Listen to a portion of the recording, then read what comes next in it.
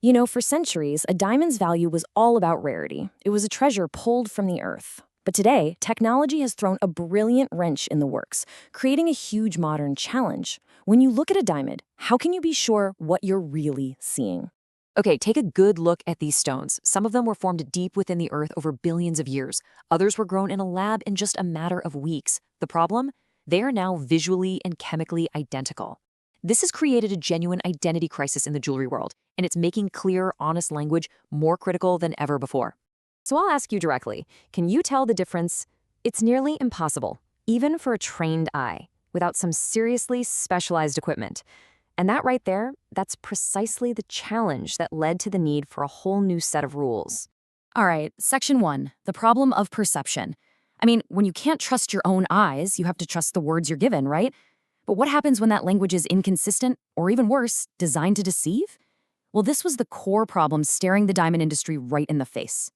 Before all these new rules, the terminology was, well, it was a bit of a Wild West. You'd hear terms like fake or artificial being used to describe lab-grown diamonds, but that's just not accurate. Chemically, they are real diamonds. So this kind of language wasn't just confusing, it was actively eroding consumer trust. And this really illustrates the central conflict perfectly. On one side, you've got the industry's goal, total transparency and unshakable consumer confidence. But on the other side, the reality was a market just plagued by poor disclosure and no standard language. The two things simply could not coexist. Which brings us to Section 2, India's new diamond rules. To solve this very problem, India, which is a total powerhouse in the global diamond trade, stepped in. The Bureau of Indian Standards, or BIS for short, introduced a new set of guidelines, all in a quest for absolute clarity. Now, this wasn't some sudden, overnight change. The whole process really got started back in November 2024.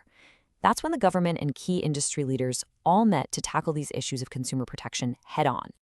That initial conversation is what led directly to this new formal standard being issued in January 2026. This whole initiative, which was spearheaded by India's Gem and Jewellery Export Promotion Council, had a super clear purpose: to eliminate any chance of misleading consumers. And what's really interesting here is that this isn't happening in a vacuum. These new rules actually align with global standards, like the ones from the U.S. Federal Trade Commission, and they demand full disclosure of any treatments a stone has undergone. Okay, Section 3, the Approved Diamond Dictionary. So what do these rules actually change? Well, essentially, they've created a new mandatory dictionary for the entire diamond industry. It's all about being crystal clear on what to say and what not to say. This slide really gets to the heart of it all. From now on, sellers must use the full official terms: laboratory-grown diamond or laboratory-created diamond. Misleading words like fake or artificial are totally banned. But here's the detail that might surprise you. Even common, everyday abbreviations like lab-grown or LGD are now prohibited. The whole point is to eliminate any possible ambiguity for you, the consumer. It is all about absolute clarity. So, Section 4, why this clarity matters. Why does this level of detail matter so much? Because these seemingly small changes in language have a massive impact on the most valuable asset in the entire industry: trust. This is about way more than just words. It's about the very foundation of the market. And hey, you don't have to take my word for it. Kirat Bansali, who is the chairman of the GJEPC, the very council that led this charge, called it a major step forward. He stressed that the new standard will boost consumer confidence and credibility, making sure India's diamond trade continues to lead with integrity and transparency.